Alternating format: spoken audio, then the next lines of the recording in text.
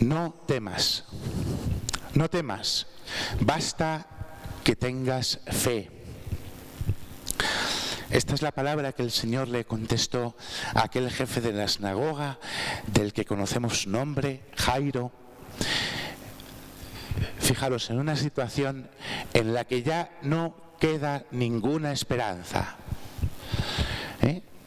Porque si había un poco de esperanza al principio, cuando se presenta aquel hombre poniéndose a los pies de Jesús, rogándole con insistencia: mi niña está enferma, ven, impón tus manos sobre ella para que se cure y viva. Todavía quedaba esperanza, pero el Señor nos pide fe cuando no hay esperanza. Cuando ya la niña está muerta, ¿para qué molestar más al maestro? Bueno, pues ahí es cuando Dios nos pide que tengamos fe. ¿Os dais cuenta, hermanos, qué importante es que nosotros sepamos acoger esta palabra que es para nosotros hoy? Porque cuando las cosas están bien o medianamente bien, la fe no nos hace tanta falta. Y sin embargo Dios nos pide que tengamos fe y que no temamos nada, cuando no queda ninguna esperanza. Aquel hombre se acercó a Jesús a rogarle con insistencia: impón tus manos sobre ella para que se cure y viva.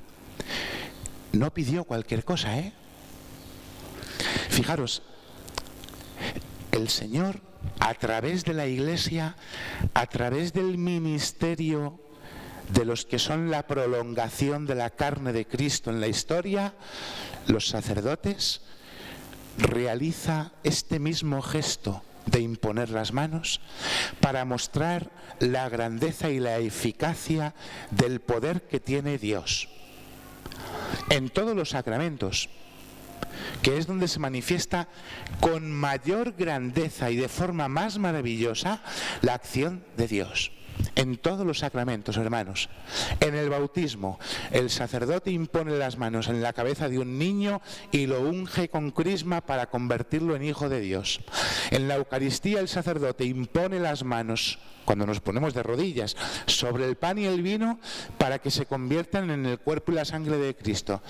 Y fijaros si la fe es grande, que nos acercamos a comulgar creyendo, o debemos creer con fe, que recibimos a Jesús, que no recibe un trozo de pan, que sí que es pan, pero es que se ha convertido en Jesús. Esto es el sacramento más grande de la fe. Pero luego llega uno al sacramento de la confirmación y el obispo te impone la mano otra vez para confirmar con el don del Espíritu Santo tu propia vida, para que seas confirmado en la fe que te vincula con Cristo para siempre. Y cuando dos se casan, el presbítero impone las manos sobre los nuevos esposos para que el Espíritu Santo descienda sobre ellos y transforme su amor natural en un amor semejante al que Cristo tiene por la Iglesia. Cuando se le da la unción a un enfermo, el sacerdote impone las manos en el enfermo y después lo unge. E impone las manos sobre el enfermo para curar al enfermo. Porque el sacramento de la unción de los enfermos es para curar a los enfermos. Al cura no hay que llamarle cuando uno se está muriendo, que también hay que llamarle. Pero se nos ha colado, no sé de qué manera, pensar que la unción de enfermos es la extrema unción. Bueno, es evidente que el sacramento de la unción de enfermos tiene un efecto de producir en el momento final de la vida consuelo espiritual, paz interior y preparar el alma para un feliz tránsito de este mundo al Padre. Pero eso es un efecto del sacramento de la unción. El sacramento de la unción es para curar enfermos. Cuando uno está enfermo, pide el sacramento de la unción y lo recibe con fe, porque Dios tiene poder para curar a los enfermos, hermanos. Y si no lo creemos así, pues entonces estamos dudando de la eficacia que tiene el poder de Dios a través del gesto que el mismo Jesús realizaba y que Él ha querido que se siga realizando. Y sabéis perfectamente que esto no es porque el cura sea más listo o más inteligente o valga más o sea mejor. No. Si es que precisamente para que se vea la eficacia del poder de Dios, ¿qué hace Dios? Mostrar la grandeza de su poder eligiendo instrumentos que no pueden nada, que son peores que los demás, que no son eficaces, que son inútiles, que no son listos y que... Lo dice San Pablo, llevamos este tesoro en vasijas de barro, para que se vea que una fuerza tan extraordinaria no viene de nosotros, sino de Dios. Porque en el fondo los curas no podemos nada, si es que somos tanto e incluso más débiles y frágiles que los demás.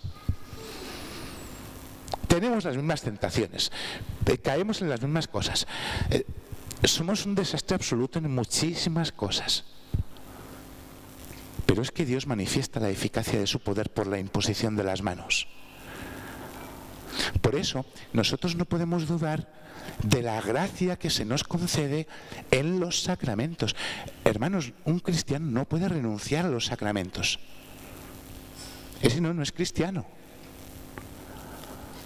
Porque donde Dios manifiesta de una forma más grande y maravillosa su amor es a través de ese sencillo gesto de la imposición de las manos.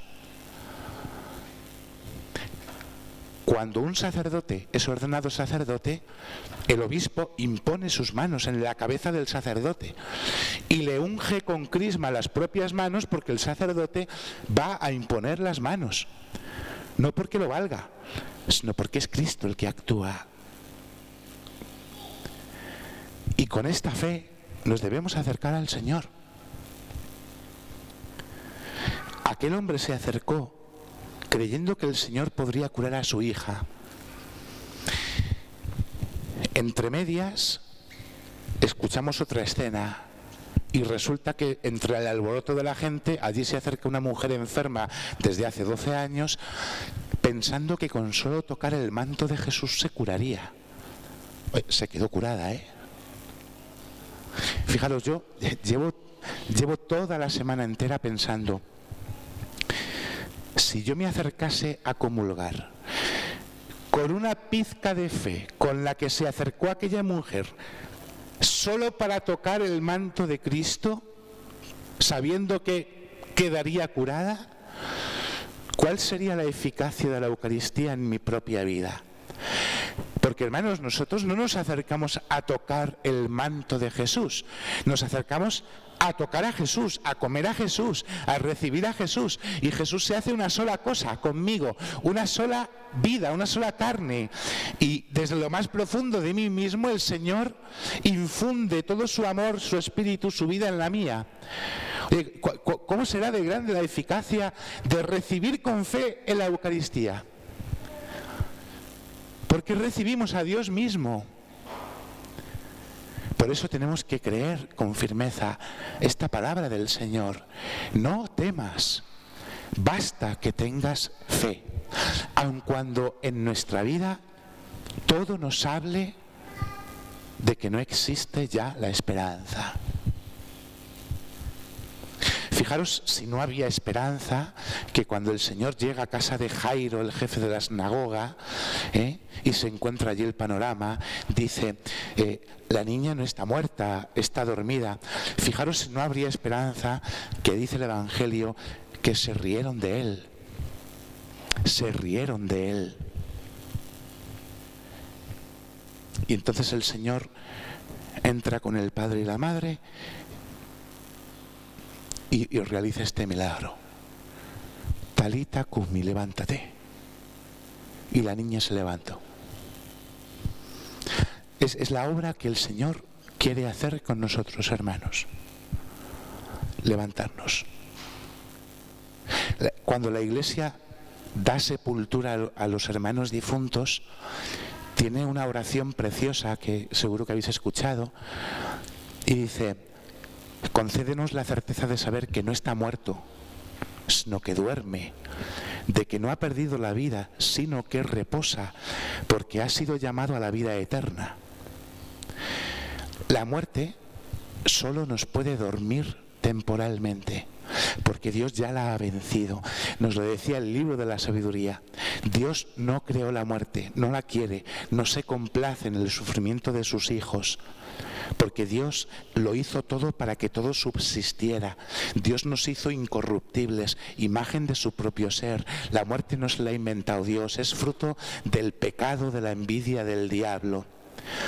Y para que entendamos hasta qué punto el pecado tiene consecuencias, Dios no nos libra de ellas.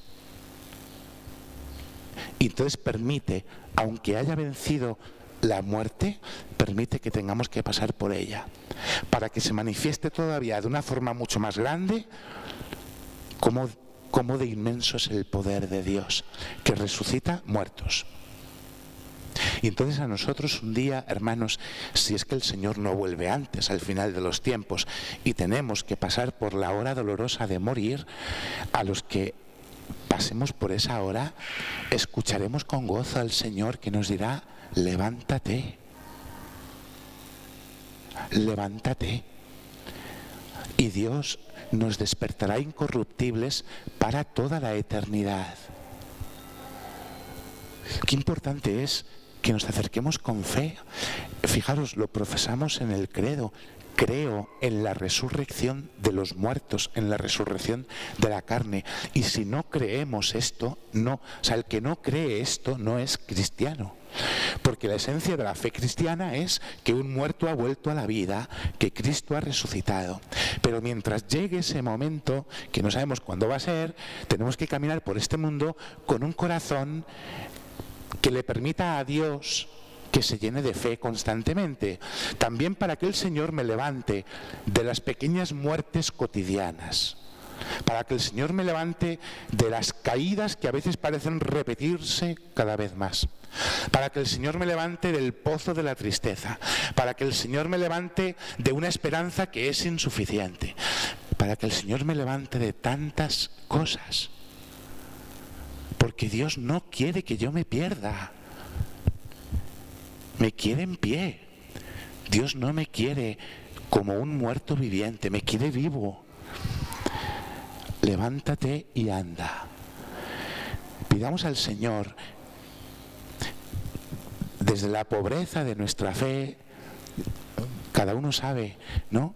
Yo desde la pobreza de mi fe, creo que es bueno que le pidamos al Señor que aumente nuestra fe y que nos haga creer de verdad esta palabra: no temas, basta que tengas fe.